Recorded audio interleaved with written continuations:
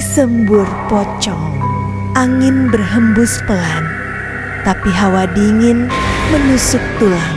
Di sebuah rumah tua di ujung kampung, seorang pemuda bernama Raka baru saja pulang dari ronda. Ia berjalan sendirian melewati jalan setapak yang gelap. Cuma mitos, gumamnya setiap kali mengingat cerita orang-orang tua tentang kuburan keramat yang ada di dekat sawah itu. Raka bukan tipe yang gampang takut. Justru karena penasaran, ia sengaja melewati jalan itu.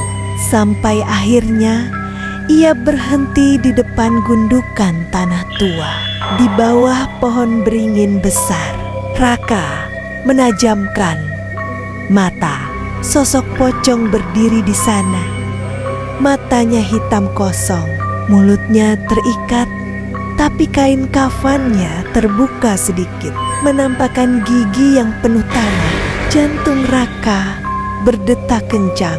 Ia melangkah mundur, tapi terlambat. Dari mulutnya terdengar suara seperti hembusan angin busuk bercampur anyir darah dan belatung.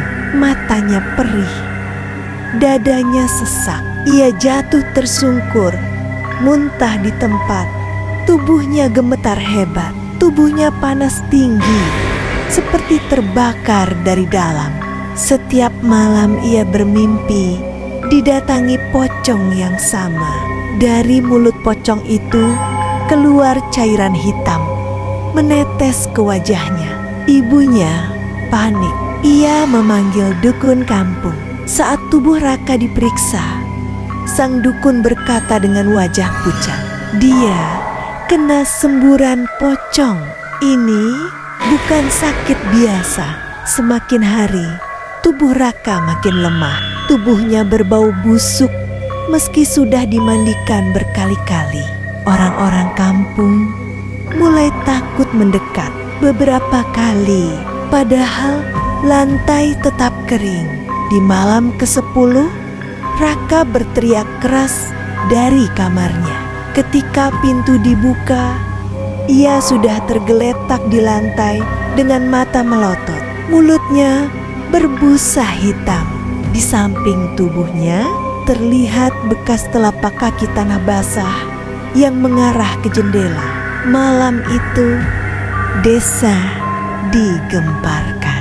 Orang-orang percaya Raka benar-benar dijemput oleh pocong yang telah menyemburnya. Bahkan saat jenazahnya dimandikan, beberapa warga berkata, malam setelah penguburan ada yang melihat sosok Raka berdiri di dekat beringin, sama seperti pocong yang dulu menyemburnya.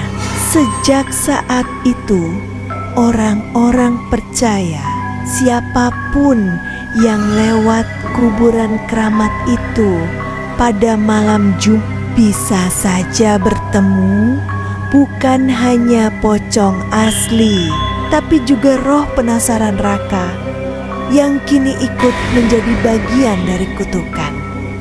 Kutukan masih berlanjut. Setelah kematian tragis Raka, suasana kampung berubah mencekam. Jalan setapak dekat kuburan keramat ditinggalkan warga, bahkan di siang hari sekalipun.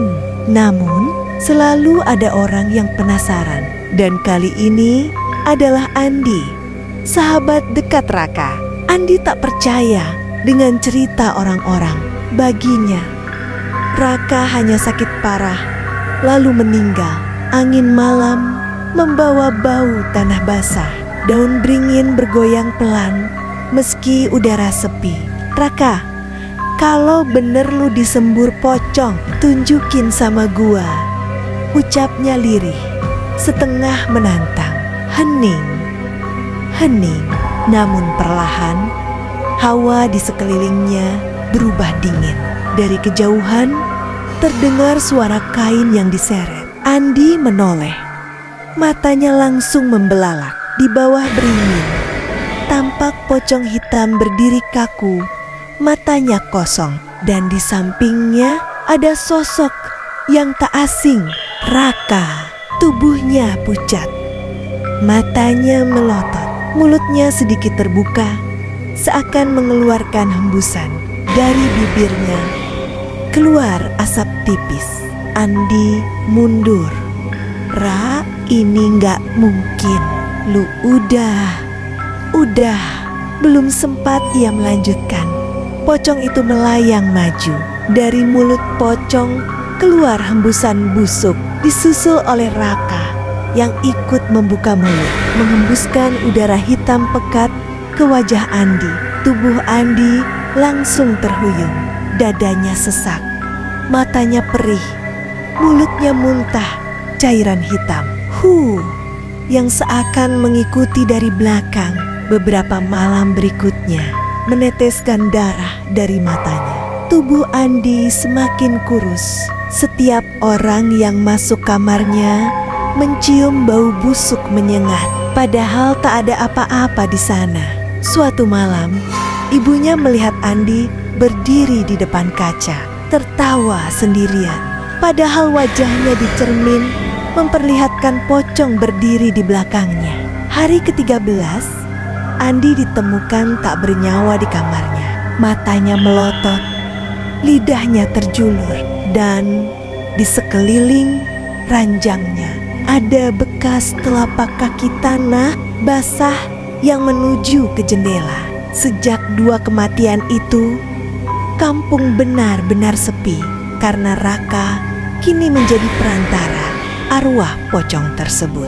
Setiap kali malam Jumat Kliwon, warga mengurung diri, mematikan lampu, dan tak seorang pun berani mendekat ke arah kuburan keramat. Namun, bisik-bisik tetap terdengar, maka sosoknya akan muncul, melanjutkan kutukan semburan pocong pada korban baru.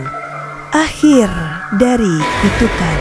Sejak 2 kematian aneh, kampung itu berubah jadi sunyi. Orang-orang tak berani keluar rumah selepas maghrib. Kuburan di bawah pohon beringin benar-benar jadi tempat terlarang.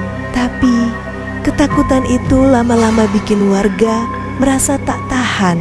Pak Modin, tokoh agama desa, akhirnya mengumpulkan warga. Kalau kita biarin terus, pocong itu bakal ngerenggut nyawa lagi. Kita harus hentikan, katanya dengan suara mantap. Beberapa pemuda kampung, walau ketakutan, setuju.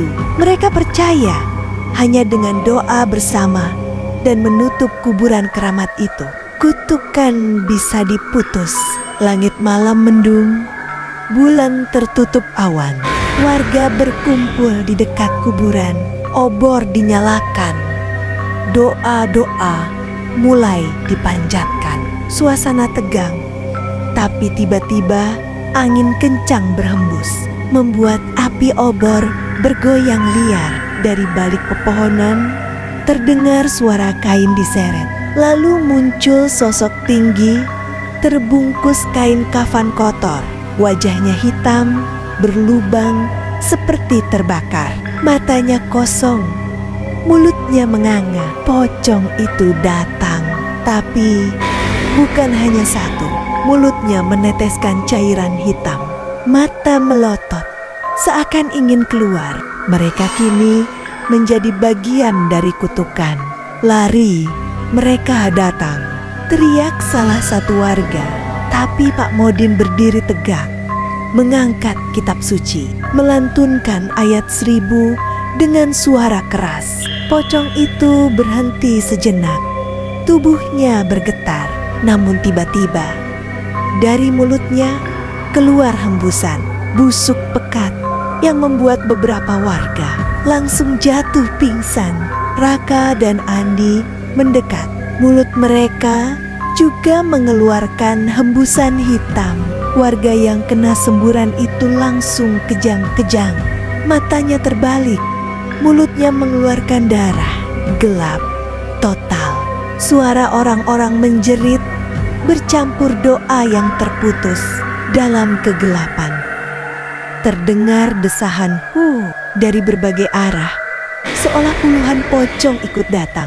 Saat matahari terbit, kampung itu berubah jadi sunyi mencekam, mulut menghitam, dan bau busuk menempel pada tubuh mereka. Kuburan keramat itu kini lebih angker dari sebelumnya. Tak ada yang berani mendekat, dan yang lebih menyeramkan, satu pocong, tapi puluhan. Kutukan semburan pocong ternyata tak bisa diputus. Semakin banyak yang melawan, semakin banyak arwah yang terseret menjadi bagian dari kegelapan itu. Desa itu akhirnya ditinggalkan penghuninya. Rumah-rumah kosong membusuk, jalanan tertutup ilalang. Tapi kabar terus menyebar, akan terdengar desahan panjang hu dari arah kuburan. Dan jika seseorang menyebut nama salah satu korban dengan keras, sosok itu akan muncul membawa kutukan baru. Kutukan semburan pocong bukan hanya merenggut nyawa, tapi juga mengikat roh para korban selamanya, hingga mereka sendiri menjadi bagian dari pocong sembur berikutnya.